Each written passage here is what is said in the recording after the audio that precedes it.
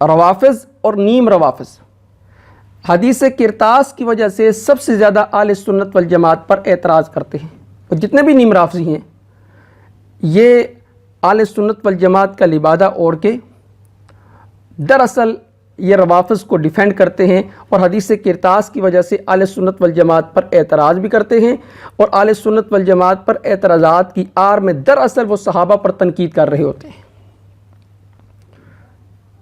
اور سہارا کس کا لیتے ہیں؟ حدیث کرتاس کا۔ یہ ہمارے جیلم کے مرزا صاحب یہ حدیث کرتاس کی وجہ سے کہتے ہیں کہ حدیث کرتاس یہ 11,000 وولٹ کا کرنٹ جس سے اہل سنت والجماعت 1400 سال سے منہ چھپاتے آ رہے ہیں۔ حدیث کرتاس 11,000 وولٹ ہائی ٹینشن وائر جس کو اہل سنت 1400 سال سے منہ چھپاتے آ رہے ہیں اس حدیث کی وجہ سے، یعنی 1400 سال سے نہ کسی محدث نے، نہ کسی فقیہ نے، نہ کسی عالم نے، نہ کسی مجتہد نے، نہ کسی محقق نے، نہ کسی صوفی نے، کسی آدمی نے بھی حدیث کرتاس کی تشریح نہیں کی، اور نہ وہ کر سکا ہے۔ اس میں اہل تشیع وہ حق پر ہیں اور اہل سنت والجماعت یہ منہ چھپا رہے ہیں۔ یہ جناب کا فلسفہ ہے۔ میں حدیث کرتاس پر کوئی نئی تشریح بیان نہیں کروں گا۔ حدیث کرتاس کی جو تشریح سلف صالحین نے کی ہے میں انشاءاللہ تعالیٰ وہ آسان فہم انداز سے آپ کے سامنے رکھوں گا۔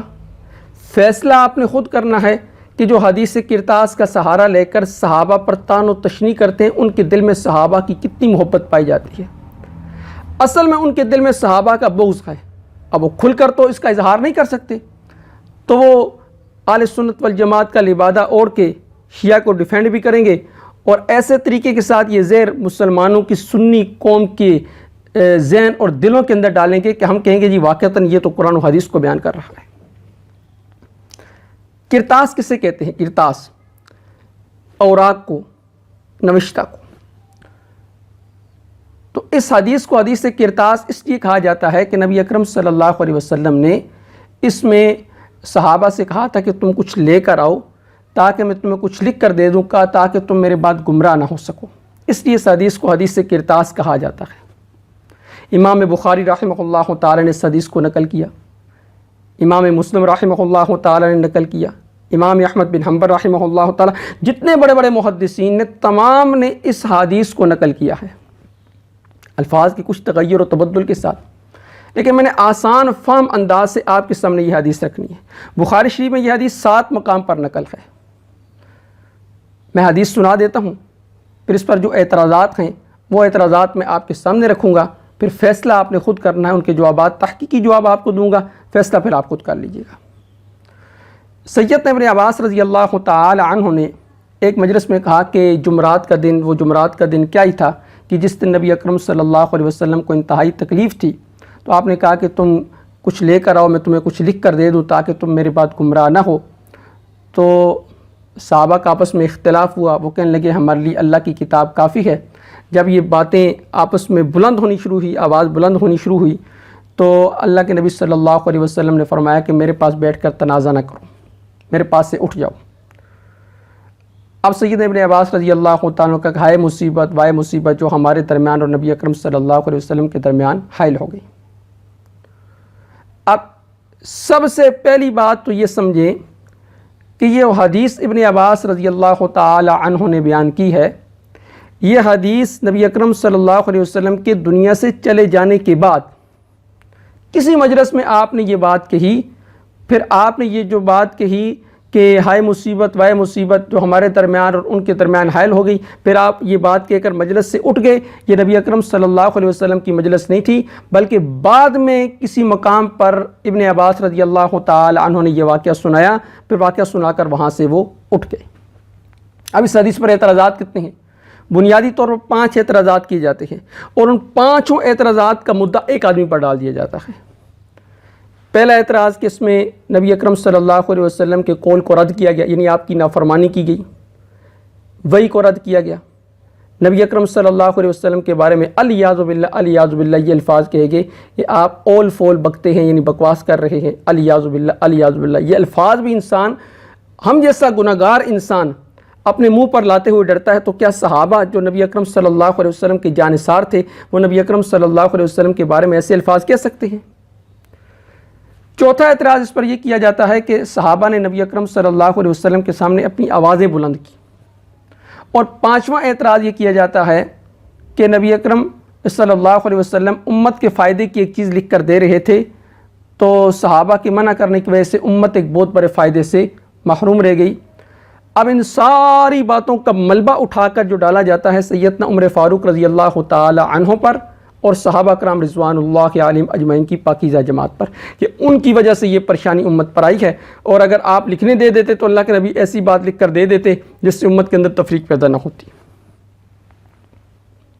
یہ تو تھا حدیث کا خلاصہ۔ اب میں ان اعتراضات کو آپ کے سامنے رکھوں گا۔ تو سب سے پہلا اعتراض یہ کیا جاتا ہے کہ نبی اکرم صلی اللہ علیہ وسلم کے قول کو رد کر دیا گیا، یعنی آپ کی نافرمانی کی گئی۔ سب سے پہلی بات یہ سمجھیں کہ اس حدیث کے اندر آتا ہے کہ اشتد بالنبی صلی اللہ علیہ وسلم وجعہ، آپ بیمار تھے، جمعرات کا دن تھا، آپ کی تکلیف زیادہ بڑھ گئی، تو آپ نے فرمایا کہ ائتونی بکتاب اکتب لکم کتابا لا تضلوا بعدا، کہ کچھ لے کر آؤ میں تمہارے لیے کچھ لکھ دوں تاکہ میرے بعد تم گمراہ نہ ہو سکو۔ تو یہاں آپ نے ائتونی جمع کا صیغہ استعمال کیا، اور خطاب کس کو تھا؟ کسی خاص آدمی کو آپ نے خطاب نہیں کیا، حدیث کے الفاظ سے جو معلوم ہوتا ہے۔ اب اس بات کو آپ نے سمجھنا ہے کہ ائتونی جمع ہے تو گویا کے سامنے جو بیٹھے تھے سب کو خطاب کیا تھا، بظاہر تو یہ لگتا ہے۔ اب ہم نے حدیث میں ذرا غور کرنا ہے، جب غور کریں گے تو پھر ہمیں بات سمجھ آئے گی کہ خطاب کس کو تھا۔ اس پر میں عقلی دلائل بھی دوں گا اور نقلی دلائل بھی دوں گا۔ سب سے پہلے عقلی دلیل، مثال کے طور پر میں بیمار ہوں، میں اپنی بیٹھک کے اندر بیٹھا ہوں اور میرے پاس میرے گھر والے بھی موجود ہیں، گھر کے یعنی مرد حضرات، اور باہر سے کچھ دوست احباب بھی میری عیادت کرنے کے لیے آ گئے، اور میرے اوپر کچھ قرضہ وغیرہ بھی تھا۔ اب مثال کے طور پر میں کہتا ہوں بھائی قلم دوات لے کر آ جاؤ، میں تمہیں کچھ لکھ کر دے دوں۔ اب میرے گھر کے افراد بھی موجود ہیں، باہر سے جو عیادت کرنے کے لیے آئے ہیں وہ افراد بھی موجود ہیں، یہ سارے اس بیٹھک کے اندر موجود ہیں اور میری عیادت کر رہے ہیں، اور میں نے کہا جی جاؤ جا کر قلم دوات لے کر آ جاؤ، میں کچھ لکھ کر دے دوں۔ آپ مجھے بتائیں کہ میرا یہ خطاب کس کو ہوگا؟ جو باہر سے میری عیادت کے لیے آئے ہیں میں نے ان کو خطاب کر کے کہا ہے، جو گھر کے افراد تھے میں نے ان کو کہا ہے؟ تو لامحالہ طور پر آپ یہی کہیں گے کہ بھئی گھر کے جو افراد تھے آپ نے ان کو کہا ہے بھئی قلم دوات لے کر آ جاؤ۔ کیوں؟ گھر کے اندر وہ گھر کے افراد جا سکتے ہیں، باہر کے افراد تو نہیں جا سکتے نا۔ تو اس مجلس کے اندر ابن عباس رضی اللہ تعالیٰ عنہ بھی موجود تھے اور سیدنا علی المرتضیٰ رضی اللہ تعالیٰ عنہ بھی موجود تھے، جو عمر میں سب سے چھوٹے تھے۔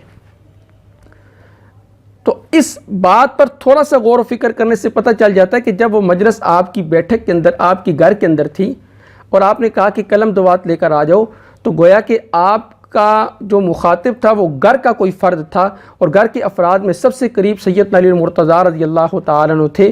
تو گویا کہ آپ نے سیدنا علی المرتضیٰ رضی اللہ تعالیٰ عنہ کو کہا تھا کہ جاؤ جا کر قلم دوات لے کر آ جاؤ تاکہ میں کچھ لکھ کر دے دوں، میرے بعد امت گمراہ نہ ہو جائے۔ یہ جو کہا جاتا ہے جی کہ عمر فاروق رضی اللہ تعالیٰ عنہ منع کر دیا، انہوں نے قلم دوات نہیں لانے دیا، ان کو تو خطاب ہی نہیں تھا، خطاب گھر کے فرد کو تھا۔ تو جب گھر کے فرد کو خطاب تھا تو گھر کے فرد کو جانا چاہیے تھا، سیدنا علی المرتضیٰ رضی اللہ تعالیٰ عنہ کو، کیونکہ لکھنے کا کام بھی وہ کرتے تھے۔ صلح حدیبیہ میں جو صلح حدیبیہ لکھا گیا وہ کس نے لکھا؟ سیدنا علی المرتضیٰ رضی اللہ تعالیٰ عنہ نے۔ سنن ابن ماجہ اٹھا کر دیکھیں نا، سنن ابن ماجہ کے اندر حدیث ہے صفحہ نمبر 304 پر، میں اس کا نمبر بھی لگا دوں گا۔ اقرا بن حابس اور عیینہ بن حسن، انہوں نے نبی اکرم صلی اللہ علیہ وسلم سے کسی چیز کے بارے میں کوئی تحریر طلب کی کہ آپ ہمیں یہ لکھ کر دے دیں۔